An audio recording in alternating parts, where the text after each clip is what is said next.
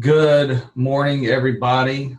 I want to welcome everybody to Flood News at Noon, and I'm excited because it is season 2. Um, really excited about this year. This series was hatched from a pandemic, quarantine, canceled summit, and really just an overall need for continuous education, training, development, all those things that we like to do for our adjusters, and just really a way to get an idea and a message across to the flood adjusters and internal examiners. And it was designed not specifically for coverage, but to get a perspective from industry leaders, experts, industry examiners, carriers, leaders, basically in the flood industry, in the flood realm. So it was really designed for that. And we already had the technology in place. We had everything there, and we just said, it's a perfect opportunity to just get this message out, to get this information out. So we started broadcasting it. We started broadcasting these presentations, and they have just evolved and grown from the first one we did to a whole series, or just a episode after episode after episode and series. And now we're on season 2, which is exciting. And one of the things that also developed out of there is we're in the process of building out a actual broadcast booth so we can continue this message and continue to have these types of sessions and training and series and continue to get that information out. Last year, if you weren't with us last year on any of these series, we had some great speakers. We had speakers come in and presenters talk about denials, FEMA appeals, drying logs, legal challenges that we kind of face, and even how to handle stock. And it was all from the expert, from their perspective. So it gave us adjusters and other people involved in it kind of an idea, okay, this is what they do. This is why it is important for my role, what I do as either an examiner or an adjuster or any other thing. This is why it's everything, in a sense, is all connected. So then we decided, you know what, after all that was done, we're doing another series. We're doing another season. So now we're getting into season 2. I'm really, really, really excited about season 2. Because we obviously can expand from what we put into play, but we had some really good informative speakers this year again. This year we're going to hear again from some engineers. We're going to hear from salvors, clients, insurance agents, floodplain managers, our CNC legal manager, and we once again get to hear from CNC's very own flood scientist. And what a better way to kick this season off than to actually have Hal come in and give us a talk and actually talk to us about everything. Because when he talks about his perspective on everything, it's really exciting to hear and see and listen to what he has to say. So with that, I'm going to actually turn this over to Julie, and I'm going to let Julie introduce you to Hurricane Hal. So hope everybody has a great season. I hope you can participate more often and listen to these, because like I said, as this grows, we have some really, really good, exciting speakers beyond what Hal's going to present. I'm not saying he's not the greatest speaker out there, but we have some really good presenters out there. We're going to have some really good information out there. And one thing I'll point out as well, if there's anything that you always want to hear about or listen to or get more information on, we're open for suggestions as well. So if you have anything that you say, hey, I would love to hear from you, Craig Fowler, speak about, I don't know, we would love to hear from you. So just feel free to shoot me an email or Julie an email, or just let us know what you think. So anyway, I hope you enjoy this season and especially today's presentation. So I'm going to actually turn it over to Julie. Hi, I want to welcome everyone. If I did not say hello to you personally, I apologize. My little tiles jump around when everybody's jumping on. So welcome everyone to season 2. And I am honored to introduce our guest speaker today. While we at CNC lovingly refer to him as our flood scientist, Dr. Hal Needham is a hazardous and resiliency scientist. For the past 16 years, he has worked with disaster-prone communities to better understand the risk to hazards like flooding, drought, and severe weather, while helping them make choices to improve resiliency. He runs the U-Surge project, which provides the first data-driven coastal flood risk analysis from Texas to Maine. Needham resides in Galveston, Texas, site of the deadliest natural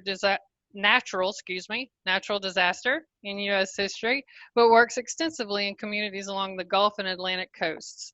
He has earned a Bachelor of Science degree from Penn State University and a master's degree and doctoral degree from Louisiana State University. He joined the CNC family in 2018 and is the lead scientist at Flood Information Systems. Please welcome Dr. Hal Needham. Julie and Craig, thank you so much for the warm introduction. I'm going to share my screen here, and we'll get started here in just a moment. I'm so excited for season 2. You know, I got so much out of season 1. What I really loved was the diversity of the speakers. You know, unbelievable amount of speakers that we had in season 1 to share all kinds of things, from forensic work to legal work to how you do better adjusting in the field. Often I'm coming in with a climate perspective. So I love the speaker lineup last year. I learned a ton, and I'm super excited to be here for season 2 this year. So again, my name is Dr. Hal Needham. Some people call me Hurricane Hal. You may be familiar with my name if you tuned into Flood News at Noon last year, or maybe you're just familiar with my name because you're a fan of action movies. I don't know if y'all knew this, and I don't know if I told you this, Julie and Craig, but the world's highest paid stuntman in history was also named Hal Needham.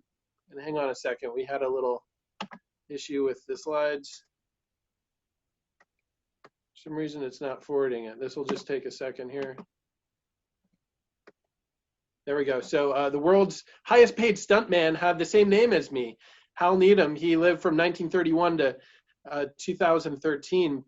And he had this book that came out that said, Stuntman, My Car Crashing, Plane Jumping, Bone Breaking, Death Defying Hollywood Life. Arnold Schwarzenegger said it had incredible stories told by a real man of action. Esquire magazine actually wrote about this guy. So there was a movie that came out a couple of years ago called Once Upon a Time in Hollywood. And Esquire said the stuntman who inspired Brad Pitt's Once Upon a Time in Hollywood character is more badass in real life. And it said Hal Needham's life included cross-country street races, fights with John Wayne, and jumping off a 30-foot ledge onto a moving stagecoach. So this was a real guy that did a ton of stunts. You know, a funny story that came out of this, this guy put together he was in 310 movies as an action figure and a stuntman. Well, in 2013, I worked closely with the government of the Philippines to build their first ever coastal flood data set.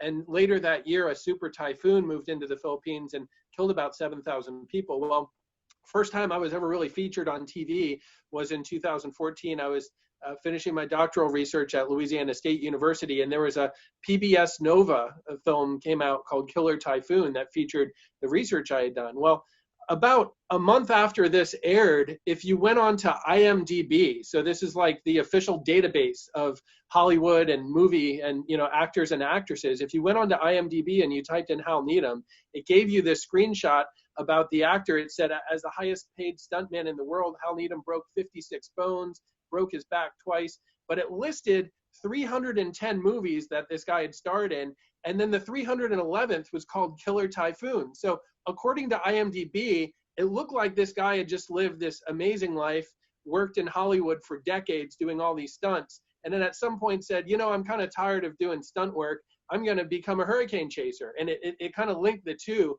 So I had like this 3-month window of my life. It was like the golden age of my life. I mean, people were asking me out to lunch like every day. I was getting dates every weekend. I was like this famous guy that had starred in 311 movies. Well, sure enough, IMDb figured out, hang on a second, these are two different people. There's this famous Hollywood guy, and then there's this Yahoo that did like one hurricane documentary. So they separated those out. I'm not famous anymore.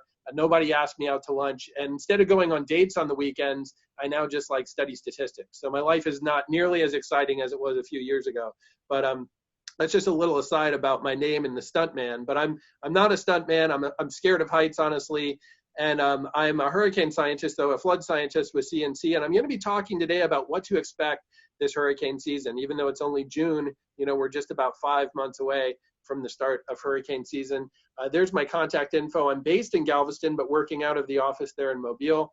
There's my phone number, my email, and I'll share these a little bit later. I do run the USurge project. It's the U.S. Storm Surge database. Storm surge is basically saltwater flooding along the coast. So we're going to be talking about this upcoming hurricane season, but let's start by revisiting last hurricane season. So it was the most active hurricane season on record by the number of named storms. We had 30 named storms. We had so many storms that we ran out of letters in the English alphabet and had to go into the Greek alphabet. And here's the preliminary tracking map from the National Hurricane Center. If you live anywhere near the southeastern states or the Gulf of Mexico, it seemed like there was almost always a named storm that was threatening our region, or sometimes 2 or 3 storms. It was just a hyperactive season, and we're going to talk about why that is.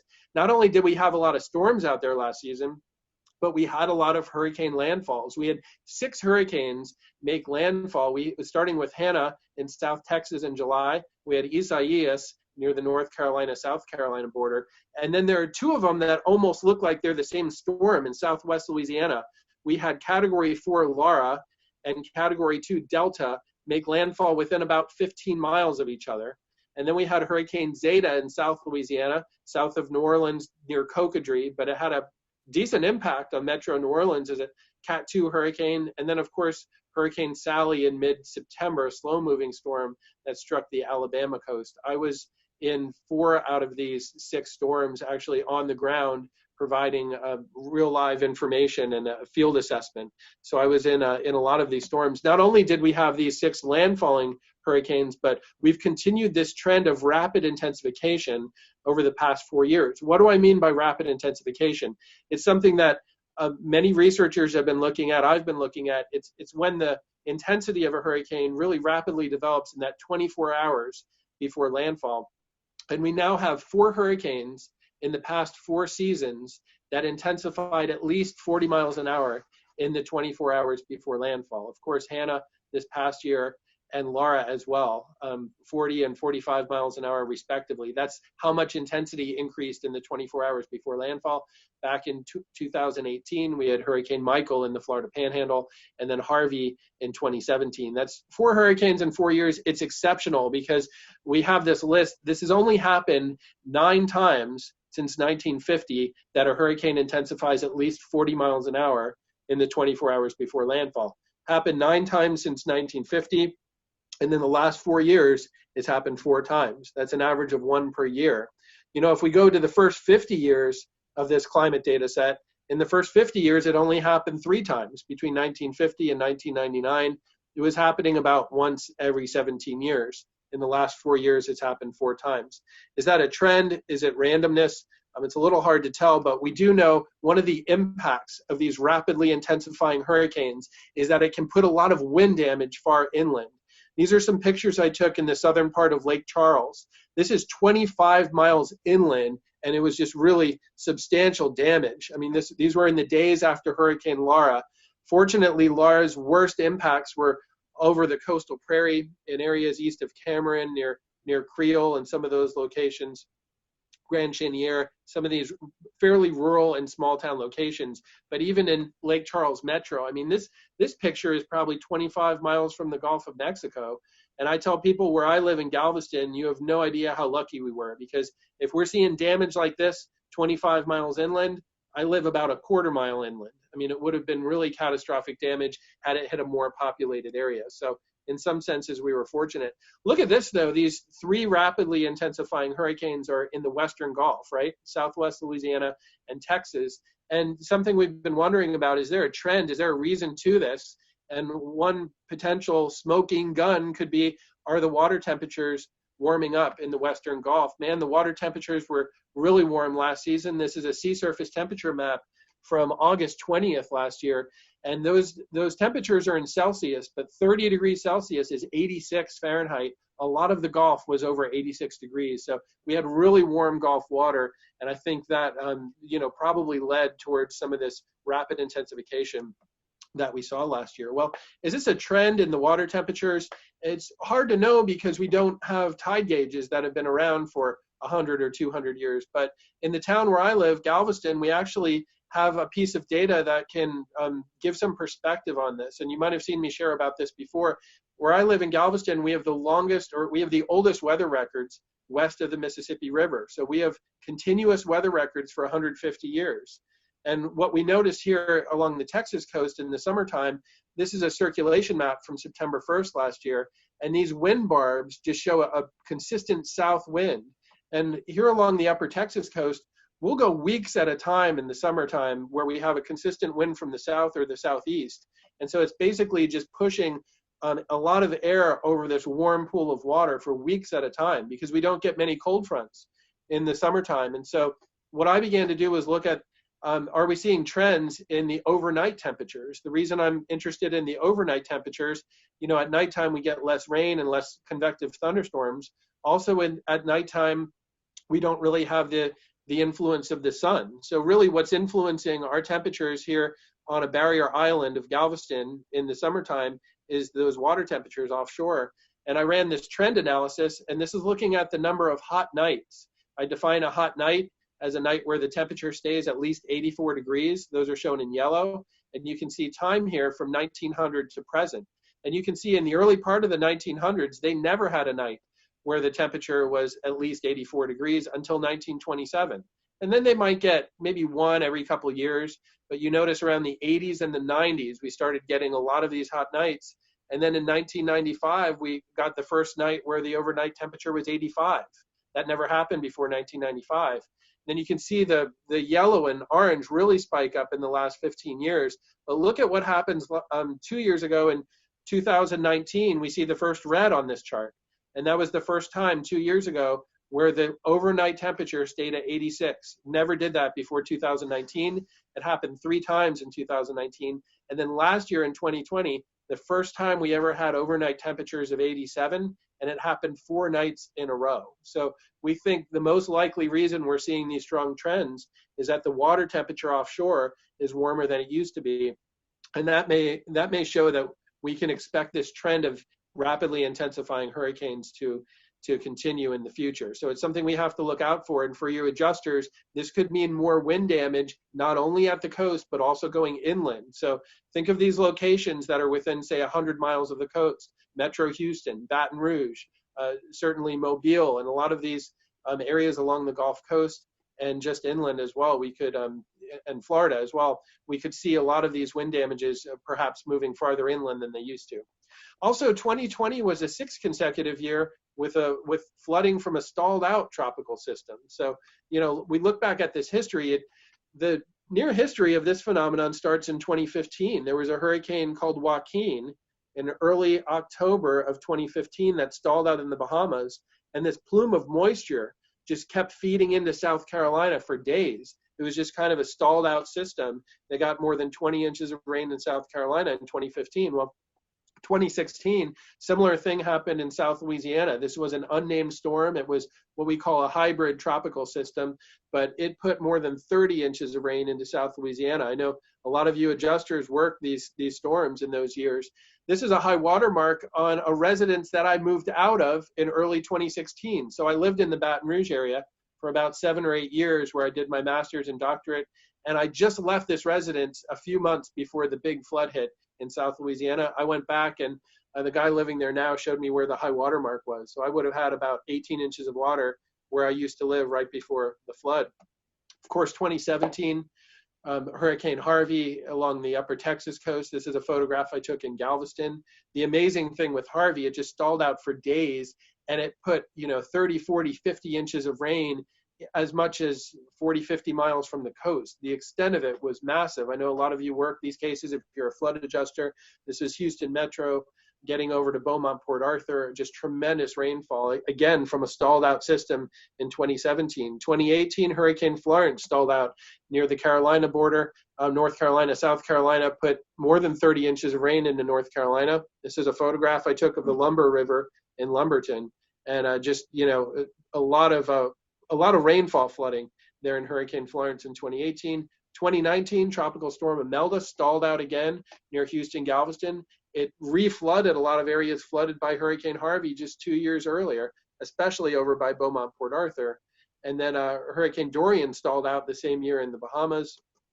And then last year, Hurricane Sally was only moving at 2 miles an hour as it made landfall along the Alabama coast. So this is a photograph I took at Dauphin Island. I was actually in a parking garage in Dauphin Island when we were taking the Western Eye Wall, and I was texting a friend of mine over in Gulf Shores, and she was saying, Hal, how much longer is this going to go on? My window just smashed, and the wrought iron table is just banging against my wall, and I don't know if my wall is going to cave. And I was messaging a friend of mine. I said, the good news is the edge of the eye is only a mile from you. The bad news is it might take a half an hour to get there because the storm's only moving at 2 miles an hour. And I know a lot of you in South Alabama, they saw tremendous storm surges in some of these areas down by Orange Beach, Terry Cove, some of these places that just had the right little inlets and bays. Storm surge really piled up more than 8, 9, 10 feet because this eye was moving so slow when Hurricane Sally moved into Alabama. The theme I'm talking about here is slow-moving hurricanes. And again, last year was the 6th year in a row that we had a storm nearly stalled out as it made landfall. That produces prolonged storm surge. That increases the storm surge or the saltwater flooding levels, but it also produces more extensive and higher rainfall totals as well because the storm's sticking around for a long time. So, we saw a lot of interesting things last year kind of fitting into these trends in recent history. Well, why was last year so active climatologically for hurricanes? Well, a couple things that we look at is the tropical Atlantic. There's an area called the Main Development Region, and this really runs from the Caribbean over towards the west coast of Africa. When this main development region runs warm, we tend to see more hurricane activity. You might notice that there's no box there for the Gulf of Mexico, and that's because usually every year the Gulf of Mexico is sufficiently warm to generate hurricane activity. So even if the Gulf is running a little cooler than normal, the water temps are so warm there that they can still support hurricanes. But this area, the main development region in the Atlantic, if it's running cool, we actually usually will not get many hurricanes. But if it's running warm, we will. So that's an area that we look at. This is a sea surface temperature anomaly. So how unusually warm or cool were the water temperatures last year at the start of hurricane season on June 1st? Almost the entire main development region of the Atlantic was running warmer than normal last year on June 1st. Well, another area we look at, we call Nino 3.4. So this has to do with the water temperatures in the equatorial Pacific. There's a phenomenon called El Nino that you might have heard of. El Nino happens when the water temperatures in the Pacific are running warmer than normal. And the opposite of that is La Nina, when the water temperatures are running cooler than normal. And you can see last year, moving into hurricane season, there's more blue in that box than there is orange or red. So the water temperatures there were running cooler than normal. And we're going to be talking a lot about El Nino and La Nina in this broadcast today. But the main picture there, when the water temperatures in the equatorial Pacific are running cool, it actually enhances hurricane activity in the Atlantic. Why is that? Because the jet stream down here and the thunderstorm activity tends to be more when the water temperatures here are cool. We don't have as much thunderstorm and crosswinds and wind shear here in the Caribbean and the Gulf. And so basically cool water temperatures in the equatorial Pacific create more conducive conditions for hurricane development in the Atlantic. That's a major theme we'll be talking about. So we had a warm Atlantic, cold Pacific, and also the last thing we look at is something called the North Atlantic Oscillation.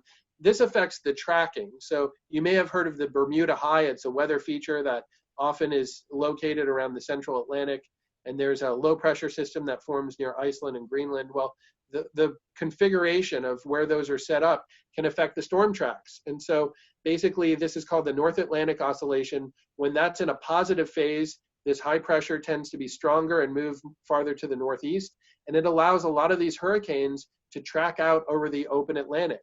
However, when the NAO is in a negative phase, the high pressure tends to be weaker, shifted towards the southwest, and more of these hurricanes track towards the southeastern states and the Gulf of Mexico. Last year, moving into hurricane season, we had a negative phase of the NAO. So we had a warm Atlantic, cold Pacific, and a negative phase of the NAO. Those three indicators pointed towards an active season, and we actually had the most active season we've ever had. So those are reasons why last year was so active. It wasn't just random.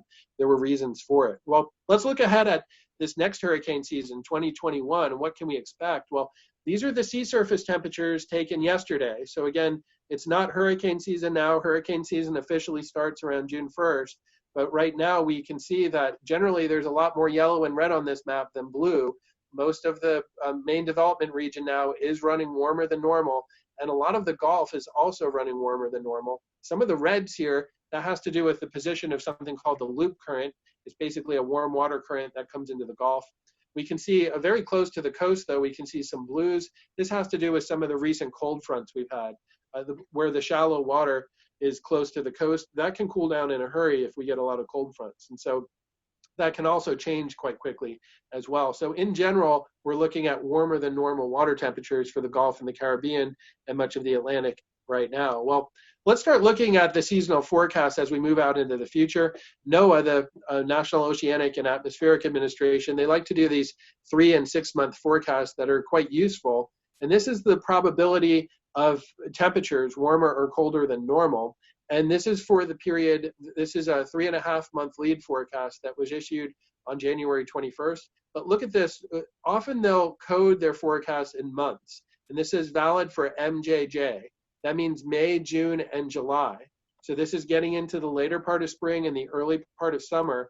NOAA's forecasting above normal temperatures are most likely here along the southern states, the Gulf Coast states, and actually moving up the eastern seaboard as well. So they're saying that we have above normal chances for warmer than normal temperatures, especially for the southern states and the eastern states. That becomes interesting because the Gulf of Mexico and the Atlantic Ocean are two very different water bodies. And part of this has to do with their currents, and part of it has to do with their depths. So the Atlantic Ocean is deeper, has stronger currents, but the Gulf of Mexico tends to be more shallow and has less strong currents. And so what's happening with the weather along the Gulf Coast states can really affect the water temperatures in the Gulf of Mexico. When I see a forecast like this for warmer than normal temperatures for late spring and early summer, and I'm already seeing the water temperatures in the Gulf running warmer than normal, it makes us think most likely getting into the start of hurricane season, we're going to have warmer than normal water temperatures in the Gulf. That would lead us to think we're maybe going to see some early activity in the Gulf as well. When we look at the June hurricane climatology from the National Hurricane Center, actually most of the activity is coming out of the Northern Caribbean or a lot of the Gulf of Mexico. So June is kind of a shoulder month in hurricane season. If the Gulf is running cold, often we won't get any activity. If the Gulf's running warm, we could get a named storm or two and get a head start, a lead start on the season. It's looking to me that the Gulf of Mexico temps probably will be warmer than normal getting into June, so we could see some early activity possibly here in the Gulf this season. Getting into the later part of hurricane season, the activity tends to be coming more from the Atlantic and the Caribbean. So this is an early indicator that we may see some enhanced activity around the Gulf getting into the early part of hurricane season. This is the same type of forecast, but this is for ASO, which means August, September, October. Again, NOAA is saying that likely we'll continue to see warmer than normal temperatures for the region, which should affect the Gulf of Mexico water temperatures. It does not affect as much the water temperatures in the tropical Atlantic. The tropical Atlantic water temps actually do not vary very frequently. In fact, they'll stay warmer than normal or colder than normal for decades at a time. This is a phenomenon called the Atlantic multi-decadal oscillation. These are the tropical water temperatures for the Atlantic. And this graphic is actually showing years from the 1880s to present. And we can see that we have these periods where we see blue and we have these periods where we see red. And where we see red, the water temperatures are running warmer than normal.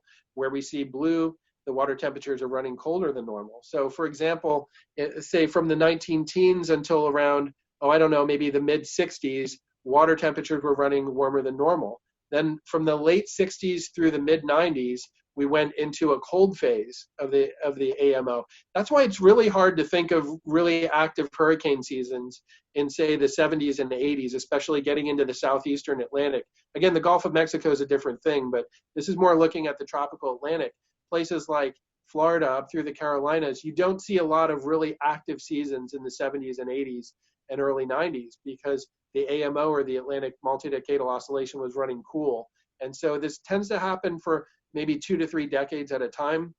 We shifted into a warm phase of the AMO in 1995. And so we can think of a lot of active hurricane seasons since the mid 90s, right? We think of 2002, 2005, 2004. We have a lot of active seasons, and we're in this positive, or this warm phase of the AMO. We expect that to continue. So now when we look at the sea surface temperature maps, more often than not, the Atlantic is running warmer than normal. Well, what about the tropical Pacific? Let's look at that. And this is where, when people do hurricane forecasting, they're often looking at the tropical Atlantic, which again does not change very often, but the tropical Pacific does change more often. These El Niños and La Niñas, they can last anywhere from, say, 9 months to maybe 2 years. And again, where we see blue or cold, we get more favorable hurricane activities for the Atlantic. So let's start here at the beginning of this graph.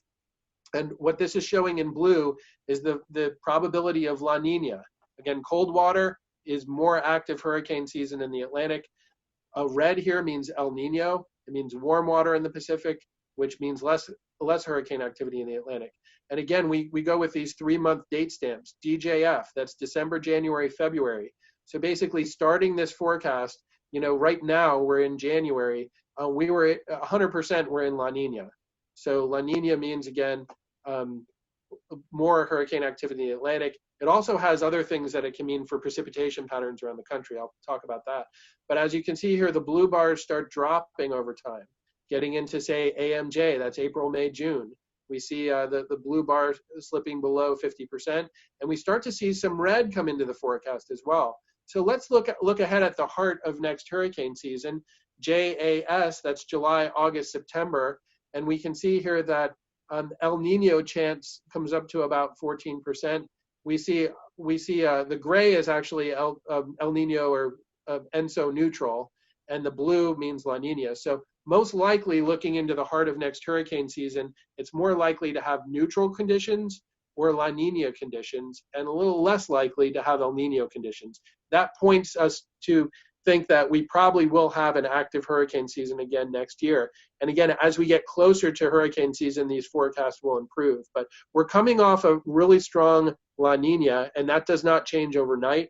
So again, usually if you have a hyperactive hurricane season like we did last year, the next hurricane season will more often than not be active as well.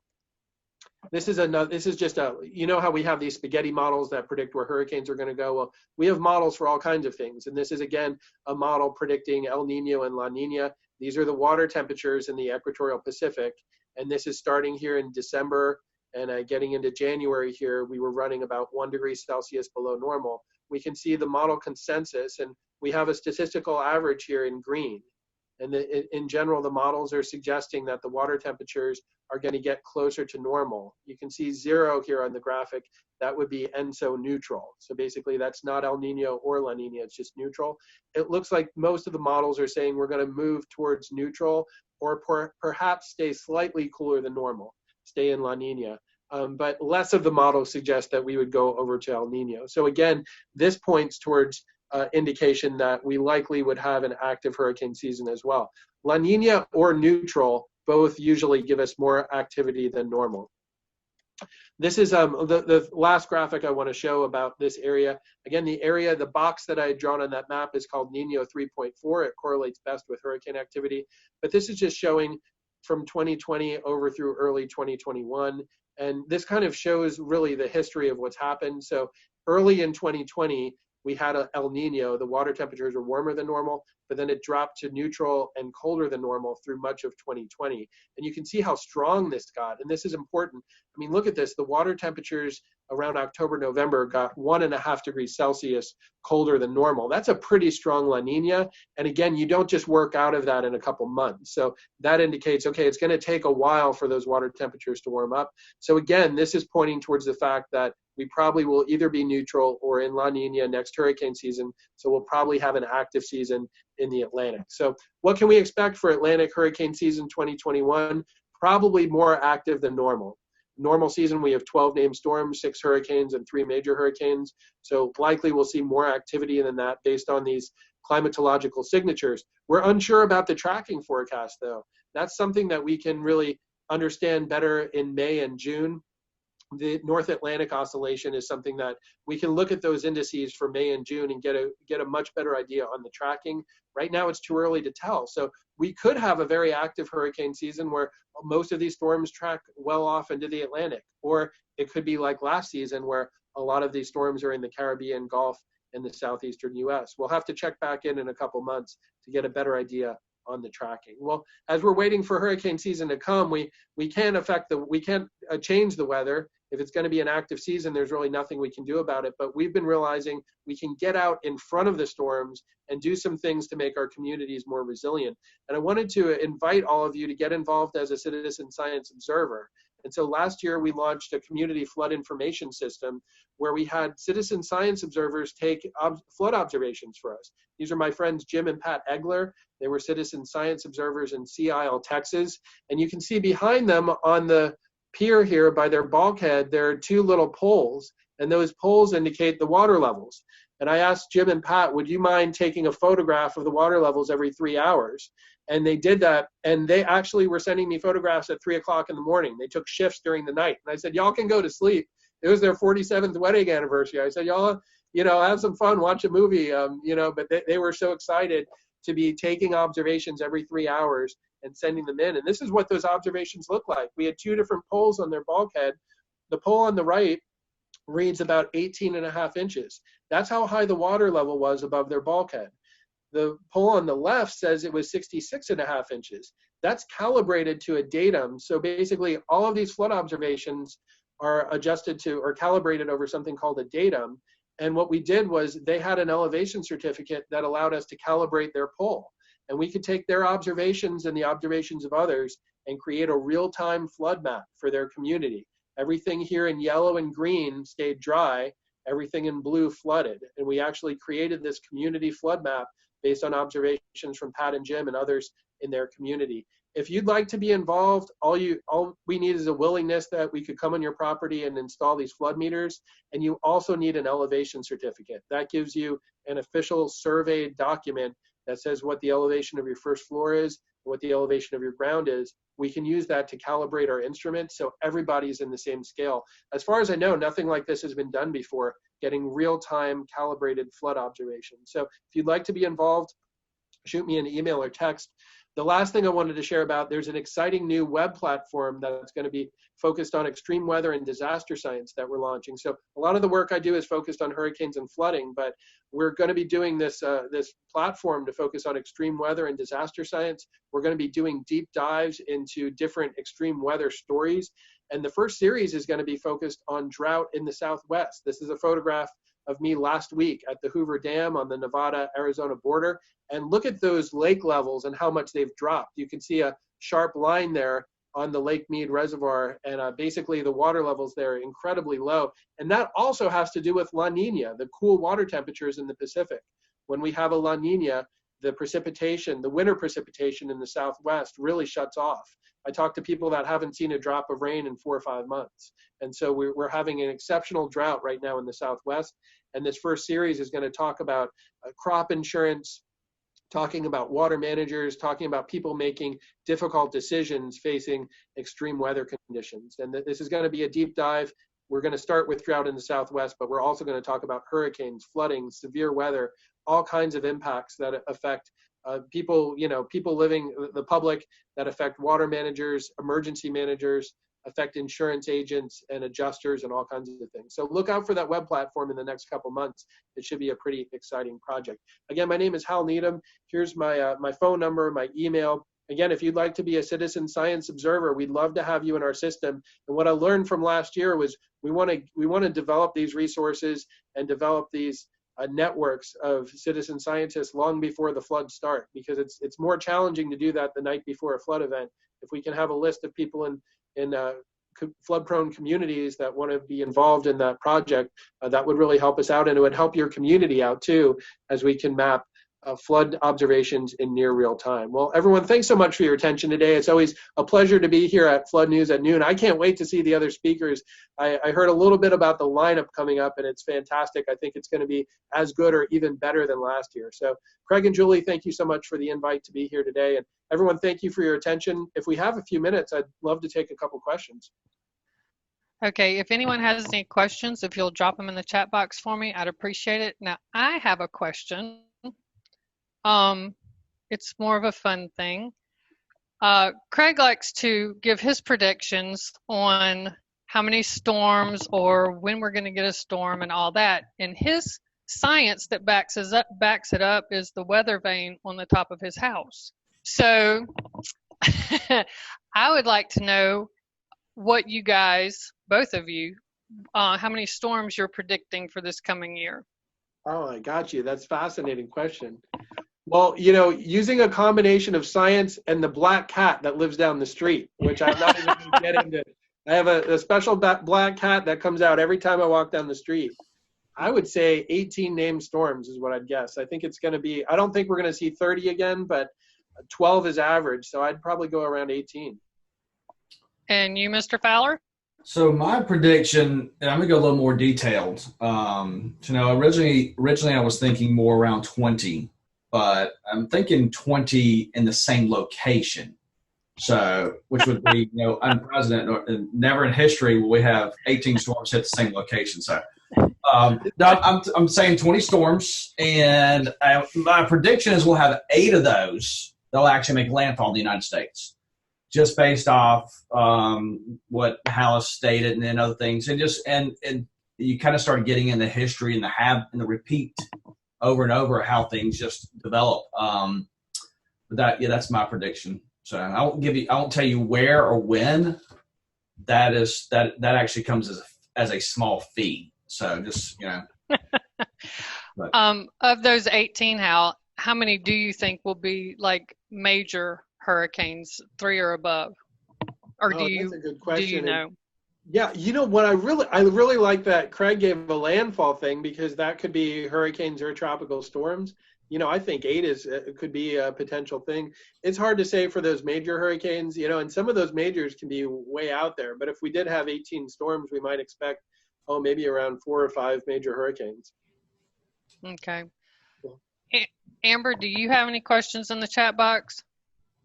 I don't. Okay. Does anybody have any questions they'd like to ask? Okay, I'm not seeing any. Well, Hal, thank you very much for doing this with us today. We really enjoy it, and I'm going to pass it on to Craig, and I will see you all in 2 weeks, February 11th, I believe it is, for the next Flood News at Noon. Yes, just to make sure everybody's aware, these are every other week. So again, in 2 weeks, we have another speaker that'll come on for Flood News at Noon. But we want to thank Hal for his time. I know he's been traveling all through the West Coast area, documenting some really interesting things that will be forthcoming, like he said, and some additional presentations, I'm not even sure what you're doing. I get bits and pieces of it. I hear stuff around the office, and they're like, "Oh, he's doing this." And I'm like, "Well, let me tell you." No, we can't tell you anymore. It's just too secretive. So we just know that you're collecting a lot of really interesting information. And like these Flood News and Noon presentations are, it's a different perspective. You understand why things are the way they are from a flood scientist. And with the season, like I said, we have some great speakers coming up. So I just want to make sure everybody participates. And if you missed one, we do record them. We will eventually be hosting these online, so people can actually jump in later on to listen to them. And if you know somebody that was supposed to be on here or missed out, let them know. We started it out. We post on social media. We posted, emails and all the other good stuff that's out there. So it is definitely worth your time to listen to the experts out there and get this information that they're presenting and taking the time to do it. So again, Hal, I just want to say thanks for your time. Appreciate it. And with that, we will end, and everybody have a great day, and we'll look forward to seeing everybody in 2 weeks. Thank you, everybody. Have a great day. Thank you. Thank you.